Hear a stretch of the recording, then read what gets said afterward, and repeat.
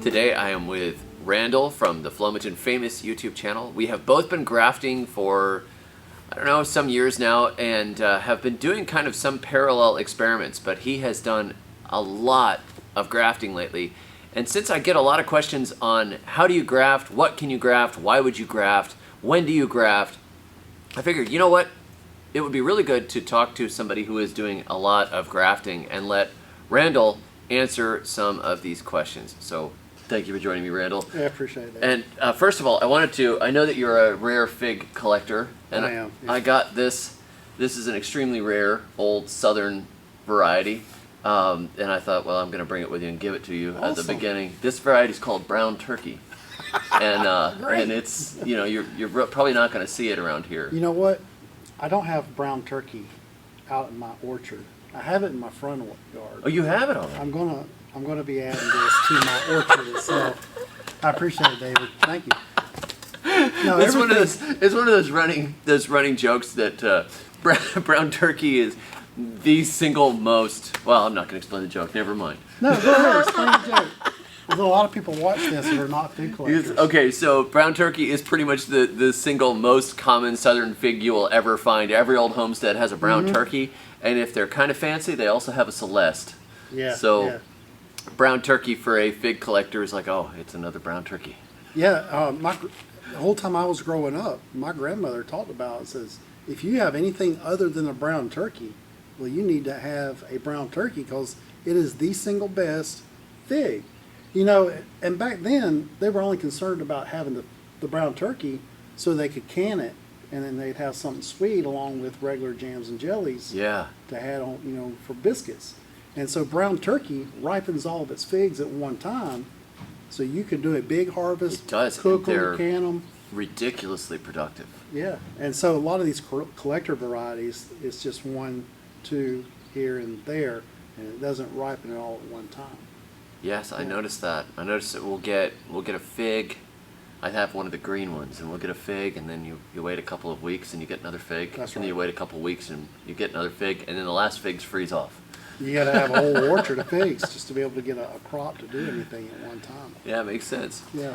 So we're going to talk about grafting today, and first of all, grafting, for me, when I was a kid, I remember reading Florida Gardening by Stan DeFreitas, which was published, I think, in the 80s when I was little.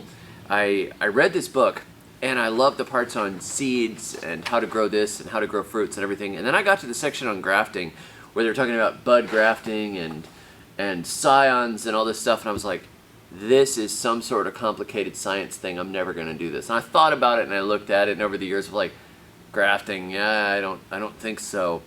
We didn't have YouTube back in the day where you can go on and look up and actually watch someone go through the process. Go, oh, it's not that hard. It was all this illustrations back then. Hey, look at all these pictures, and it's like there's a little circular thing with a dot on it, and they've taped it onto the side of a tree, and you're like, I don't know what they're doing. It's like, and use some sort of sealing wax and this and that and the other thing. And it wasn't until I got older, it was about 10 years ago or so, that I did my first grafts with Oliver Moore in Gainesville, and I grafted a loquat tree. He did a grafting demonstration, and he showed me how to do a side veneer graft on a loquat tree. And he brought a bunch of loquat seedlings, and he gave them away, and brought all the scion wood, and I took this tree home and planted it, and it grew wonderfully. And it was like, oh, so then I was like, whoa, I could graft all kinds of stuff. Yeah, so then from that point, I started grafting. Well, you've done something that not a lot of people does. You've grafted something that's kind of different, like a loquat. The way you graft a loquat, it's not like how you graft an apple or a pear. You know, things that most people graft. You know, side veneer is a little different. Is a little bit different, and it's a little more complicated. But you got it to take. And what then an encouragement builder. It was and the fact that Oliver took the time to teach everybody was just to have somebody look and go, oh, you're doing it all right. That's going to take, and it did. Yeah. Everybody had no idea, But here's your utility knife, and here's a little bit of grafting tape, and it worked. We get together and we participate in the local homesteading communities when we have these gatherings. And one of the things I've done recently is I've taught grafting classes at the homestead gatherings.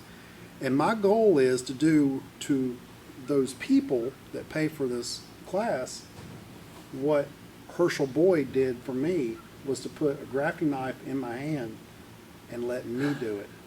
And if you could just do it and you make that cut and you get that graft to take, that'll change your world in the world of fruit collecting. When I first decided I was going to try and graft peaches and some other things, I had my side veneer graft, but I was looking at those whip and tongue illustrations. And I'm like, I think I could try that. I could try, because the side veneer took, I knew that works, so I'm going to try some of this.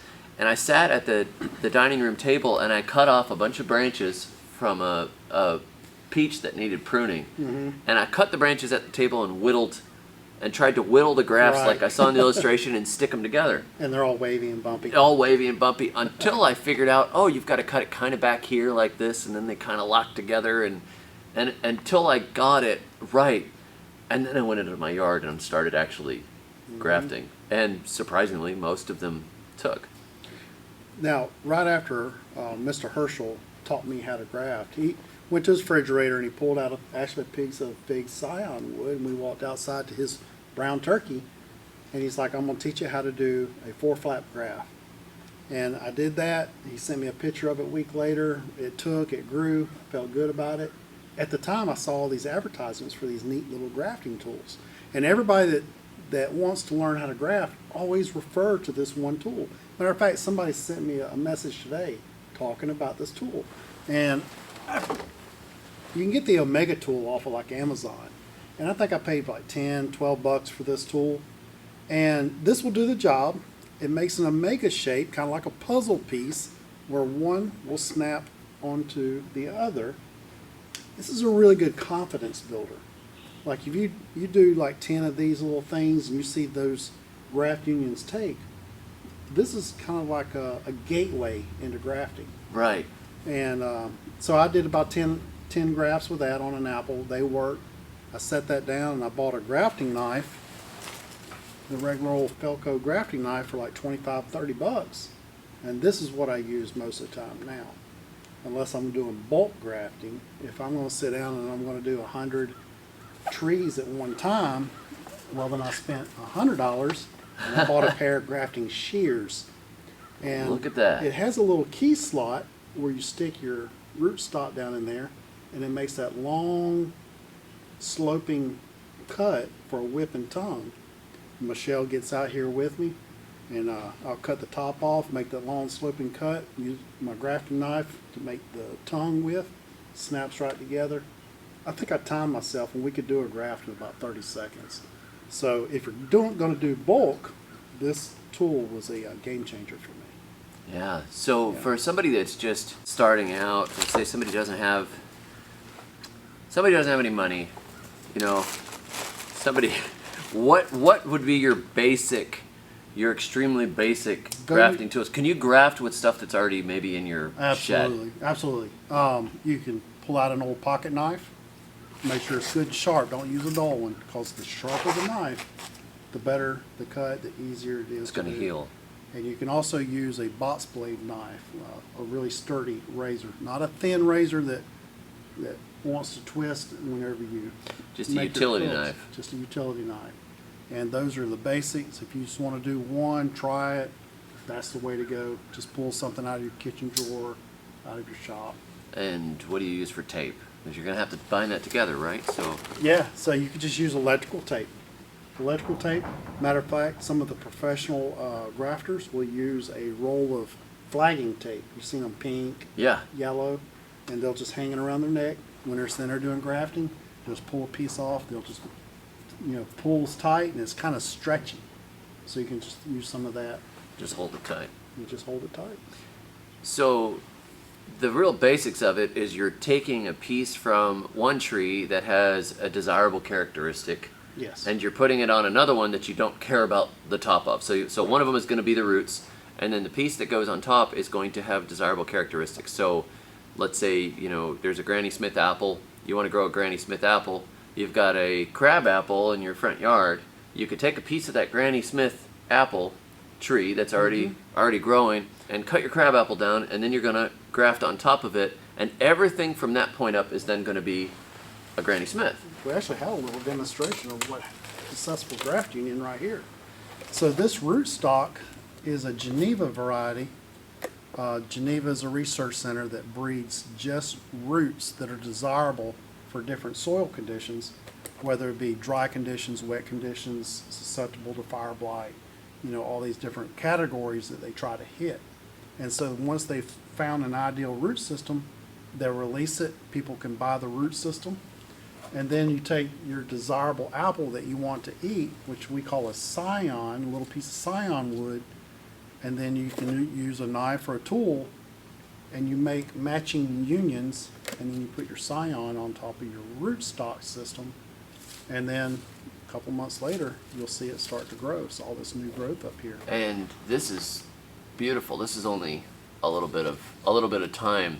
I mean, when you stick them together, this is going to grow quickly on top. If you've got a rootstock that's a strong rootstock, right? The top of it, you put a little dormant piece, it's just going to wake up and shoot for the sky. Wake up and go, yeah. That's also a key. There's little tips and tricks to grafting for apples. You want to do it in the early spring before the rootstock really starts pushing the sap.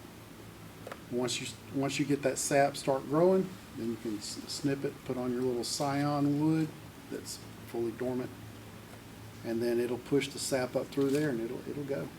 And that's what a lot of people have asked too. They say, when's the right time to graft? When is the right time to graft? I get that question all the time.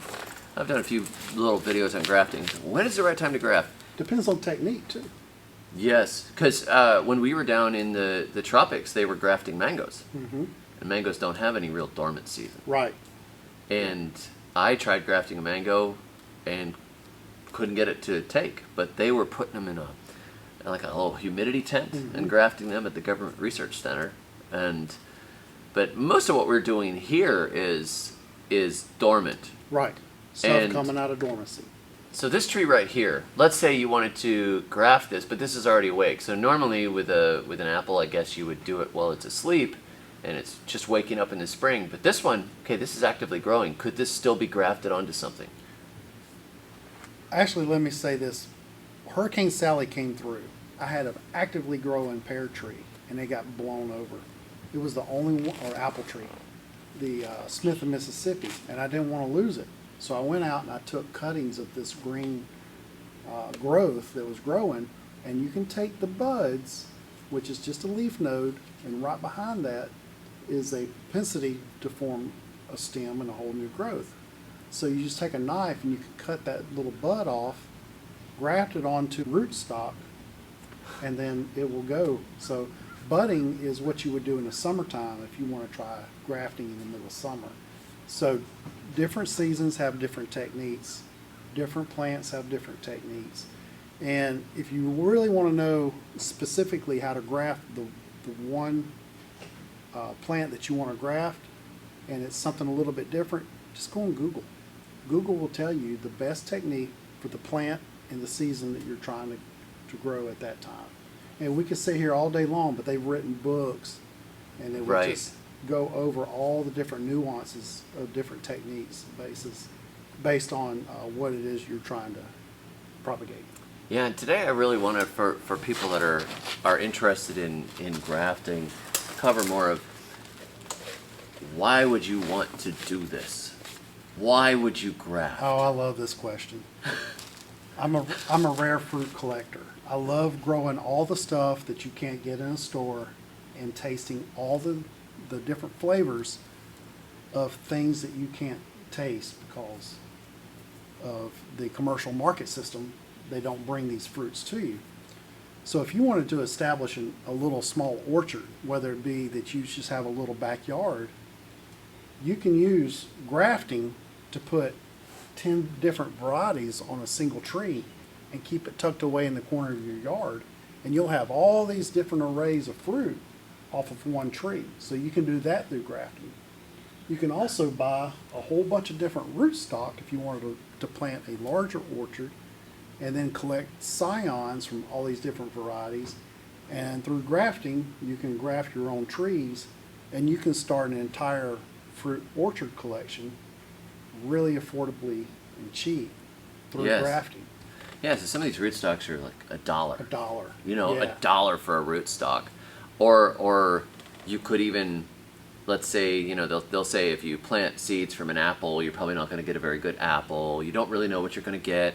Now, I disagree with that on a lot of, you know, like I love to plant seedling trees and see what they do. But if you wanted something really consistent, like you wanted to duplicate that beautiful old pear that is in your grandmother's backyard, you could simply go to the Piggly Wiggly and buy some pears and take the seeds out and germinate the pear seeds, and then the next year take a little piece from that tree and graft it onto those and use those rootstocks to duplicate it. That's right.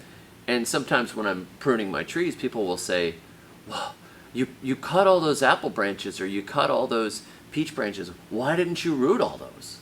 Why wouldn't you take... I would take cuttings. It's like, well, a lot of stuff doesn't really start from cuttings. Right. So grafting... Grafting is a way to propagate those rare or those hard to root from cutting.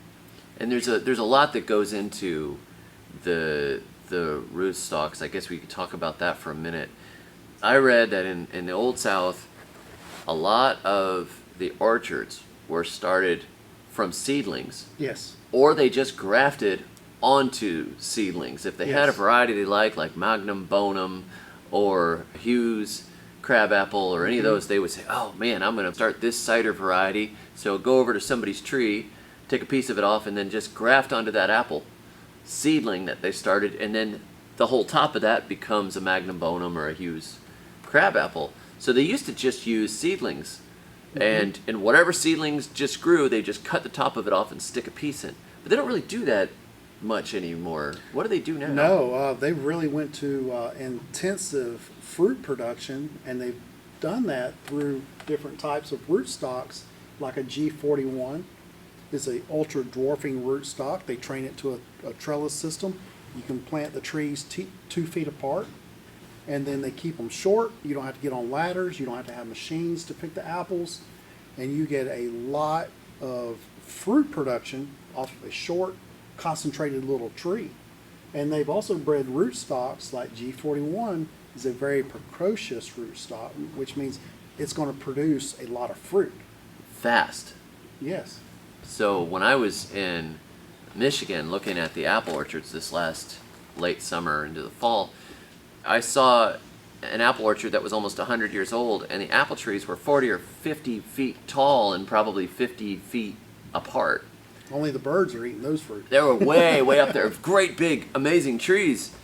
But then we went to the commercial orchard, and like you said, they were probably 18 inches apart in rows, and that's a function of the rootstock. So when you say it's a dwarfing rootstock, that means it's shrinking the potential size of the tree down. Mm-hmm. Yeah, you don't have a 40, 50-foot tree anymore. Wait a second. And That's I'd a like to dog introduce show. the main character of this film, Can you Gaia. see that dog? So an ultra dwarf, though, it has its downsides too, right? It does. You've got to stake these ultra dwarfs. They don't have a strong taproot that wants to go into the ground and stabilize. And that's a concern for here in the deep south because we get hurricanes. Oh yeah. Like Yeah, I we said- get winds at 60 or 70 miles per hour just from some of the thunderstorms.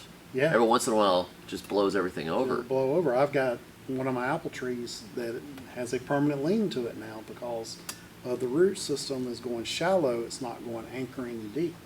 So if you were to start a seedling and stick it out in your yard, you would probably have a really big, deep rootstock, but it might take you 7, 8, 9 years to get fruit. But And if you don't know what the propensity of that rootstock is to push amounts of fruit either. It could be one that doesn't really want a fruit for you, so you're not going to get a large harvest of apples. Wow. You know, they've bred that into the rootstocks. You know, the size of the apples, the amount of apples it's going to push. So That's a very interesting. concern. So the consistent rootstocks with all those complicated numbers, 969 and 41 and bud 9 and all these different. They're being graded on how many apples are coming off of those trees and the size of those apples. So if you're growing on a standard rootstock and it takes a really long time, the trade-off for that is that, hey, maybe you want an apple as a shade tree, so you've got a great big great big beautiful tree, and the lifespan might be, 100 years or something, but it could take you a decade to get fruit. Right. However, if you wanted fruit right away, you could get a dwarf or a semi-dwarf rootstock that in 2 to 3 years could be producing, a few apples for you, or even a lot of apples for you, but it's never going to get to be a 40 or 50 foot. It's not. As a tree. matter of fact, David, some of the trees that you got from me the other day, I believe they had blooms on them. Yeah, And they were they had small blooms like and they this. were only this size. Yeah. I've got trees like this that I planted in my orchard last year. They have apples on them. So for people that really just can't stand waiting, if you planted one of these ultra dwarf or precocious rootstocks, you could have a little apple hedge that is blooming for you the next year, That's right. and probably getting fruit. Yeah. One of the other things I wanted to point out also, we talked about the strong root system of a seedling apple, and how it produces a huge tree. Now, some people are using inner stems. Inner stem is when you're taking a section of a dwarfing rootstock, like a G41, and you're going to cut 6 or 8 inches of that out, and you graft that onto your seedling rootstock, and now you put your scion wood from your desirable apple on top of that, and now you have dwarfed, and you still have a strong taproot. So people are doing Wow. that too. It's almost like when you have plumbing and you want to increase the pressure and you tighten it down, you're ratcheting it down before it gets to the top, but you have this much volume at the bottom, and then it's pushing it all. Yeah, so you can kind of play around with the genetics and kind of see what you get as far as root stock compared to scion.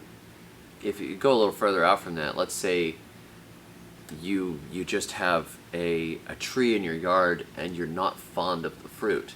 A lot of times I see people just knocking a tree down. I hate that tree, or that's an ornamental, or that's like, oh, that thing makes the worst fruit.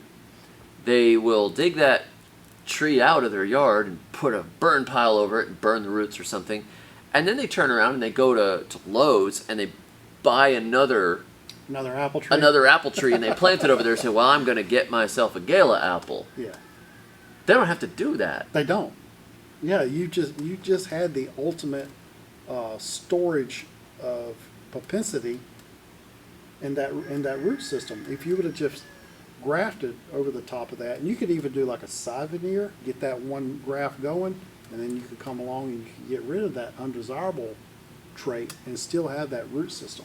That tree that you've gotten from Lowe's that you stick in the ground, it's got a root system that's this big when you put it in. And you're about And it's going 3 to years. take 3 years to get fruit. 3 years to get fruit, or 4 years, or 5 years if you take care of it poorly and stick it in the corner of your yard. Or if it's a pear, it could take 6 years anyways, just because they're slow. Right. But if you had an existing rootstock, it could have 20, 30, 40-foot roots all scattered around the yard. It's already deeply mining, and when it's dormant, all that sap is down there in those roots. I remember the Bradford Mm-hmm. that we grafted on top of. The trunk was this big around, Yeah. and the grafts that we stuck in the bark grew about 8 feet In 1 year. 1 year. Yeah. For sure. Just straight up, like it just replaced it. So you're not going to get that kind of a growth on a newly planted tree with its Oh, tiny little absolutely potted not. rootstock. I'm lucky to see 4 or 5, 6 inches of growth in the first year of a a pear that I stick in the ground. And I'll take you out and I'll show you some of the Bradford pear grafting that I've done on my neighbor's property from wild Bradford. It's Calari is really what it is. Calari seeds have come up that from the Bradford pear that I had in my yard that are now gone. And it's formed these nice fast growing trees, and I cut those down, and just past May I grafted a desirable fruiting pear onto that, and in one season that tree is probably somewhere between 8 to 10 feet tall. Yeah. So for those that don't know, the Bradford pear has become kind of the bane of the South. It's a flowering pear, and there were some varieties with a really nice shape. Oh, beautiful. And planted along all the roadsides, planted in the yards. But over time, it makes these little hard, inedible fruits, and the birds will eat them, and the birds will drop them all along the fence lines and drop them in the woods. So the tree has gone from being a beautiful, blooming tree that people planted by the road and everybody wanted one in their yard, to being a pest that has become a wilder, thorny menace that is just all over the place. And it's gotten wilder as it's spread away from its original forms. It's a worthless tree. But the capability is, if you've got one of those trees, you can graft on top of it if you can get a piece of a pear from anywhere and stick it on there. Yep. Which leads me to my next question. Okay. And this is a question that comes up a lot. What can I graft onto? I have a Japanese maple in my front yard. Can I graft my lemon onto it? Yes. Will it grow? No. No. I get this question all the time. I have this tree. I have a such and such tree. Can you graft a cherry onto an oak? You know. Yeah, I get those questions all the time, David. And the rule of thumb is, as long as you stick to the same family that tree is from. A lot of stone fruits will graft onto stone fruits. Apples to apples. Pears to pears. If you just stick to those guidelines, you should be all right. So those wider crosses, like can I put an apple onto a pear? They're really close. They're very close, and I've heard of people doing it and having success with it, but I've never heard of anyone being hugely successful with it. A lot of times after those grafts will take, they'll grow for a season and then they'll abort. It'll just kick the graft off. Yeah. Yeah, I tried to graft a low chill sweet cherry onto our native cherries, Prunus avium onto Prunus seritina. Okay. So I said, well, these black cherry seedlings are all over my yard. The birds are always planting them, and they're so vigorous. What if I just grafted a piece of royal Lee onto it and just see if it'll take? Right. And it started to leaf out, and it looked like it was starting to grow. And then a few weeks later, all the leaves wilted, and it just dried up and died. And you're doing the right thing by trying. Gardening is nothing but just a series of experiments. And it don't matter how long you've been gardening or growing. Every year there are experiments being done. And you come and find out. Some things work, some things don't. I had bought a loquat, and I won't name the nursery that I got it from. And it grew up nice and big. I put it right up by my front driveway, and it had loquats on it. It grew for probably 3 or 4 years. And all of a sudden it just kicked off and it died. Well, back from the roots started coming quince. Quince? They had grafted loquat to a quince. Quince is not particularly good for the humid south. And then I guess over time it doesn't like loquat either. Interesting. Yeah. So instead of just taking a loquat seedling and grafting on top of it, they went a little wider. And so just because you can do it doesn't mean necessarily it's going to work in every situation. Right. Some of the rootstocks too are very vigorous. I went to somebody's yard and they told me, they said, you know what? We used to get the most beautiful satsumas, but now it just doesn't bloom anymore. It froze one year and then it just doesn't bloom anymore. And I said, well, I'll take a look at it. And then you see 3 leaves? 3 little leaves, right? So it had all these little 3 leaves and it was covered in thorns. Yeah. Now one part of it, I noticed, there is satsuma leaves from one little piece coming right through the middle of it, but it was all surrounded by thorny trifoliate orange. Right. Close cousin to our edible citrus, but generally it's not particularly edible. It tends to be bitter. The skin tastes like diesel. It's bred for its rootstock. Very, very strong plant that can take a lot of cold. It's almost disease-proof. Right. But that's good in our soils down here in South Alabama and Florida. It's good as a rootstock. Mm-hmm. And what had happened was it had frozen, it had damaged the top buds of the tree. There was a little bit of satsuma coming back, but it was mostly all those buds from beneath the graft had been activated like, oh, let's grow. And they had just come up and taken most of it. So I sawed all of it off except for the satsuma, and I said, don't let those spiny ones come back. And that direction of growth will hopefully come back into the top of that tree and save it. But yes. Yeah, the rootstock is not something, if you see shoots coming below that graft line, 3 leaves, thorns, you probably no longer have probably the don't original. have what you wanted. Yep. To kind of tie it together, if somebody is interested in grafting, what would you recommend? How would you recommend they start? Find something that you really want to add to your collection. something that you're really enthused about, like, hey, there's this apple on this old homestead, I want to save it. Start with something cheap. You can go out in your yard, just get a piece of dormant wood, and you don't have to use a rootstock. You can even take the dormant wood off of the tree, save it. When it starts pushing growth, graft it right back, and just get the confidence that you can make this work.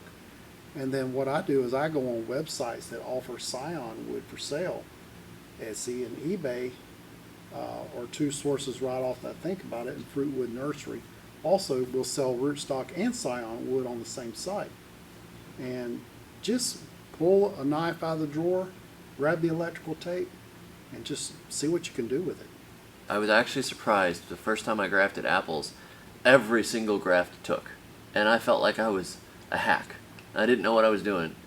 But every single one, I tried a cleft graft, and it took. And I tried a whip and tongue, and it took. I tried just slicing it on an angle and taping them together, and it took. That's great. Like, hey, they work, you know. But Apple and pear are very good confidence builders. very forgiving. Yeah, there are other varieties out there that you could try to graft, and man, some varieties just don't want to graft. And it takes someone that knows exactly what to do for that plant to get that graft to work. And so if somebody was going to be incredibly cheap and wanted to plant an entire orchard and spend a couple of bucks, they could save the seeds from every apple and put them in the refrigerator until they sprout. When they sprout, put them out, or put them out in the fall and let them grow up in sand beds, right? And then they're going to grow to a certain level, and then they're going to go to sleep. Yeah. And then they could plant those sleeping seedlings out where they wanted them to be, and then graft on top with whatever scion wood they could get, whether they were going on Etsy or eBay, or if they had friends that had apple trees, or anybody they knew that had an apple. Any place that you see that has an apple, you can just go and ask and say, can I take a couple of pieces of that? That's right. And maybe you'll make friends with somebody. Yeah. And then you could basically just go ahead and overgraft with the tools that are in your garage, spending no more than the apples you probably would have eaten anyways. Right. Essentially And free. create an entire orchard. And that's what generations and generations with the Cherokees and the settlers did all across the South. Right. Was they had huge orchards in their backyard sometimes, and it was all just seedlings that they had started and pieces that they had begged, borrowed, or stolen from somewhere, and tack, tack, tack, tack, tack. Yeah, you never know. Someone throws an apple to the side of the road back in the old days. Somebody else comes along, hungry, try it.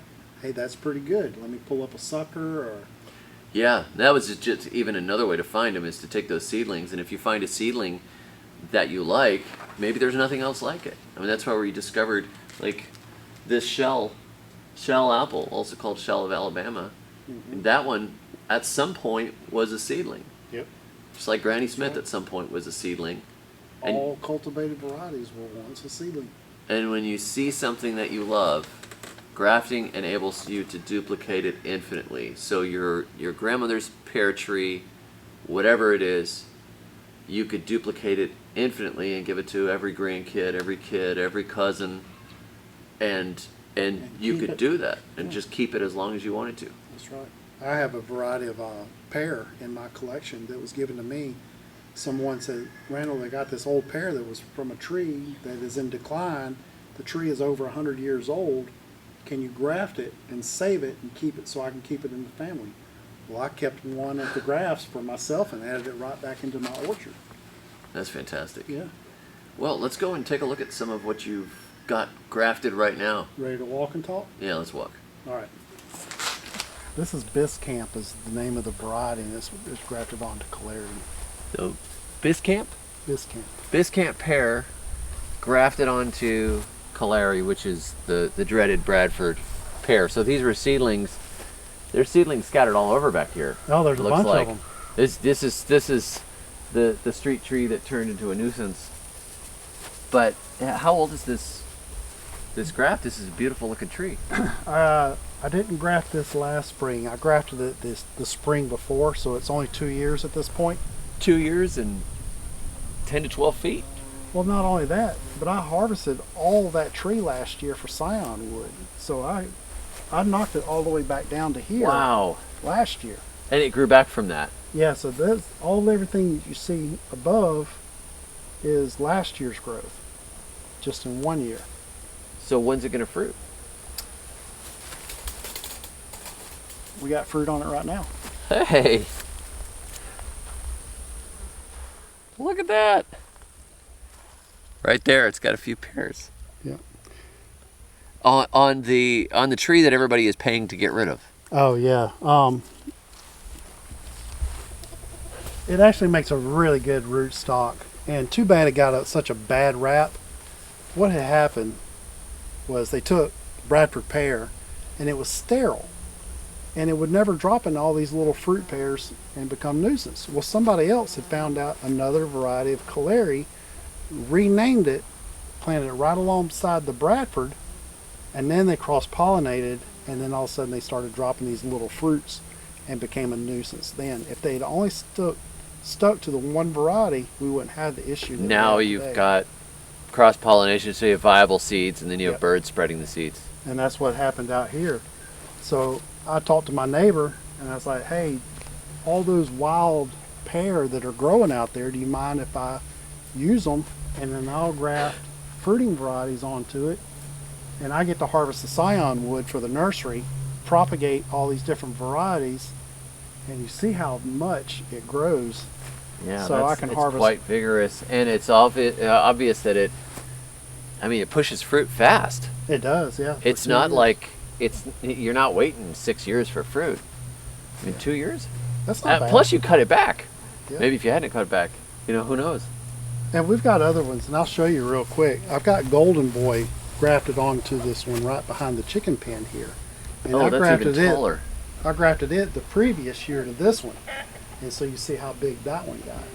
And it's probably, what do you say, David, close to 20 foot? It's got to be getting close. I mean, it's at least 2.5 of me tall. Now, we talked about rootstock pushing the amount of fruit that you get. This one being 3 years old didn't flower, hasn't flowered yet, but this one did.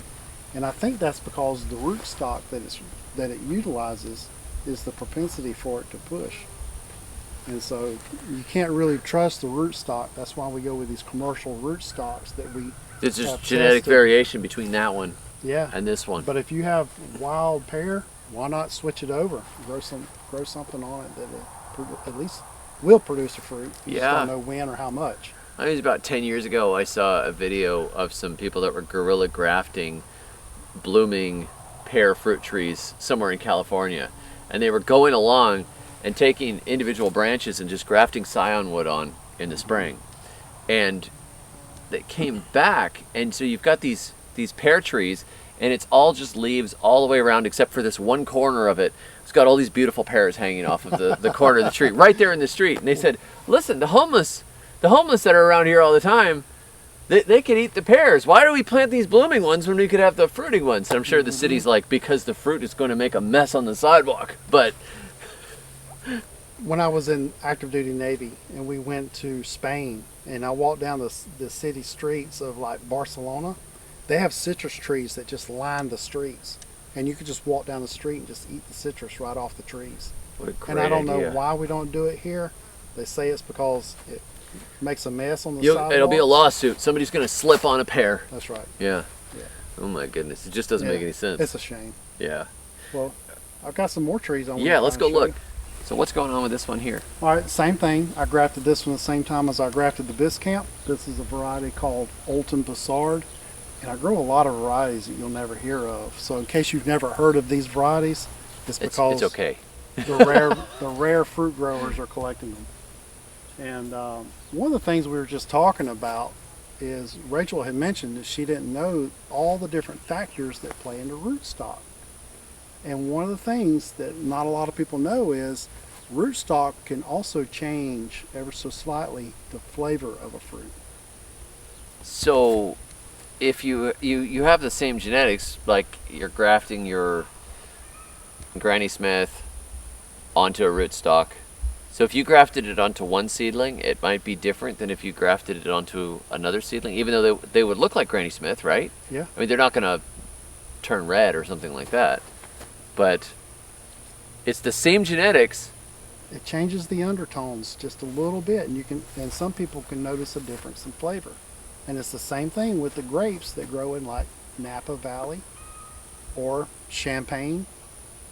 Yeah. So what is actually being delivered to the fruit? So you've got the same expression. So I suppose it would be like if you had two dogs, and one of them you feed the cheap dog food to, and the other one gets a raw meat diet of grass-fed steaks, right? So you've got the two dogs.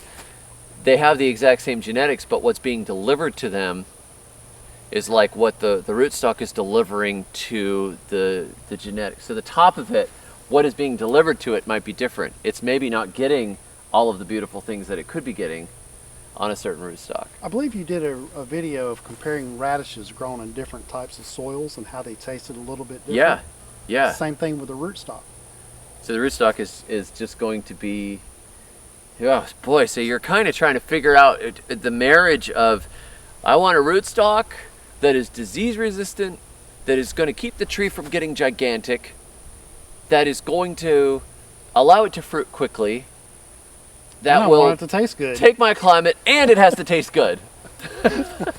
So all those things are determined by the rootstock to a certain extent, even though the genetic top of this tree, this is an Alton Brizard wherever it is. Mm-hmm. No matter what you grafted it to, those are the genetics. But what's being delivered to those genetics is different. How they express themselves may be different on different rootstocks. So I guess that's why a doctor, I guess that's why people who have doctor's degrees that generate all these rootstocks get paid the big bucks. Yeah, it's above my pay grade. All right, let's take a look at some other stuff. So right here in front of me is, I believe it's Acres Home that I grafted onto this Caleri rootstock. Nope, Florida Home. So that's what this one is. And I grafted this one last spring, so all this is just 1 year's growth. But I had to stay on top of it because all the little suckers from the root wanted to come up and ground it out. So if you come in here every so often and break the suckers off, give it the advantage.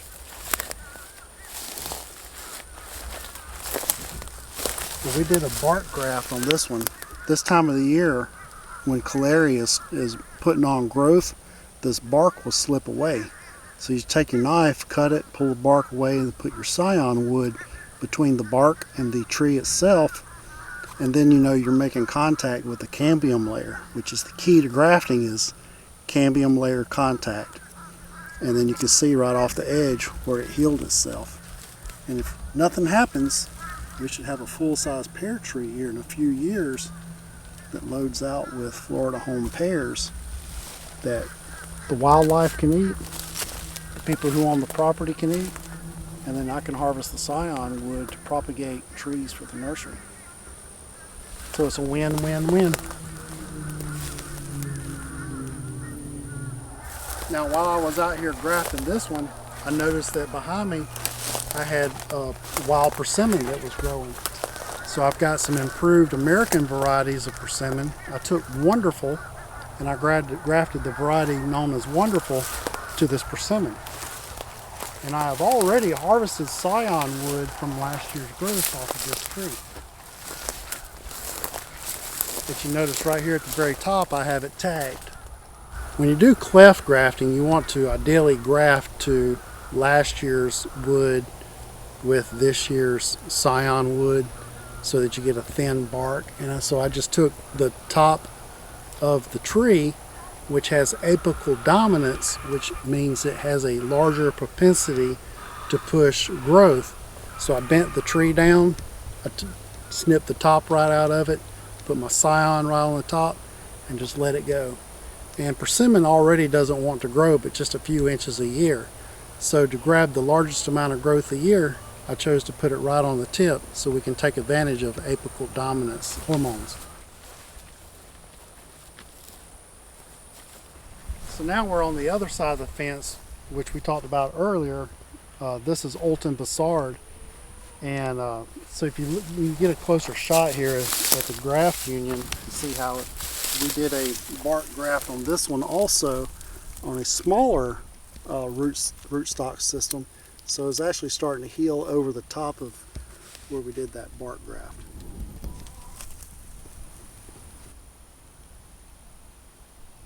This is Biscamp.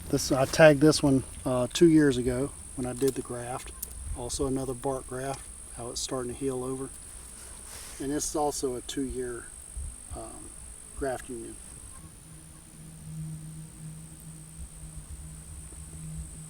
And I grafted this one last spring.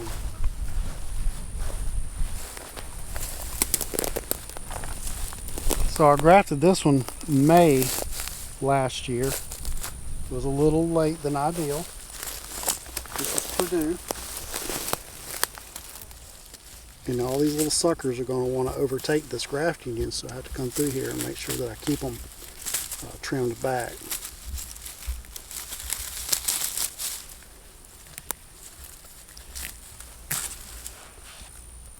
One of the key things when you're doing grafting is you want to make sure you cover the wound.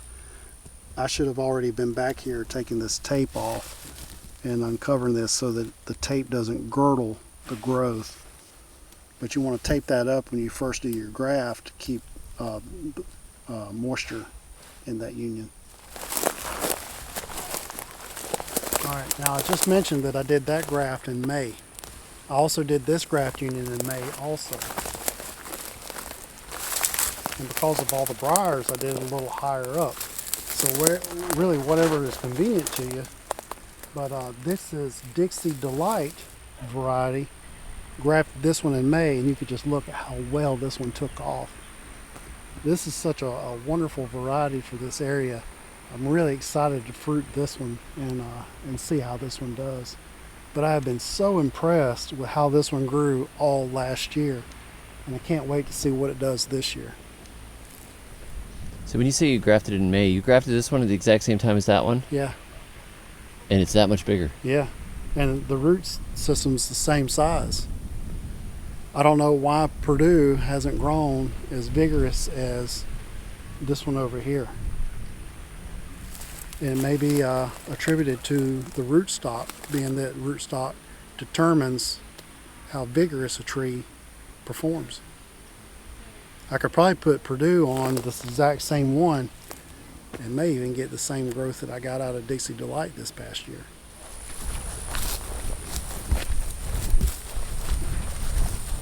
Not all grafts are successful. I attempted to graft one to this stump last year. It didn't take, but just let it come back. We can always come back and reattempt or just let it go.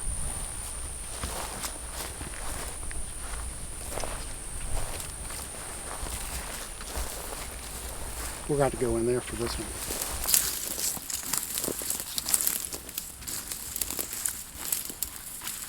This is a seedling pecan. More than likely it came out of my pecan orchard and was probably dropped by a bird. You could take advantage of this pecan, and there's several of them that is growing all out through here. And you could graft and turn this into an improved variety.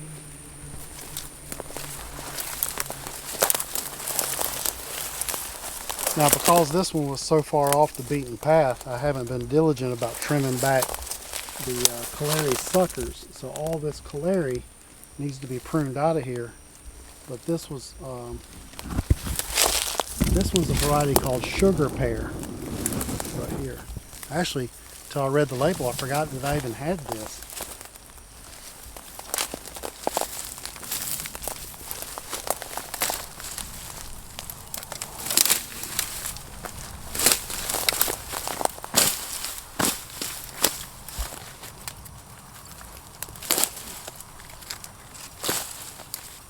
I need to bring a saw in here and trim all these out.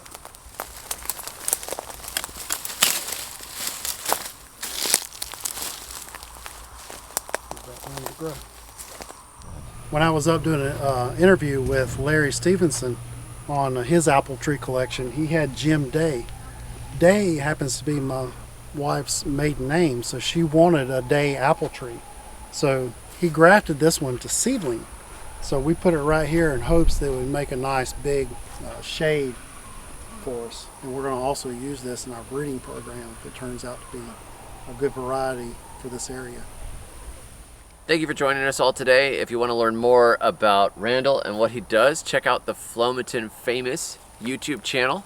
And also I want to thank the members over at school for the generous support that has made this possible. This is something that we had wanted to do for quite a while, and we had done some recording of in one of our Zoom calls over there, and I said, yeah, let's do this again in spring, and Randall agreed. So I hope it's useful. If you want to learn more about grafting as well, you can check out my book, Free Plants for Everyone, or just go and look up Randall's presentations on how to graft. He's got a lot of information on his channel. Thanks for joining us. And until next time, may your thumbs always be green.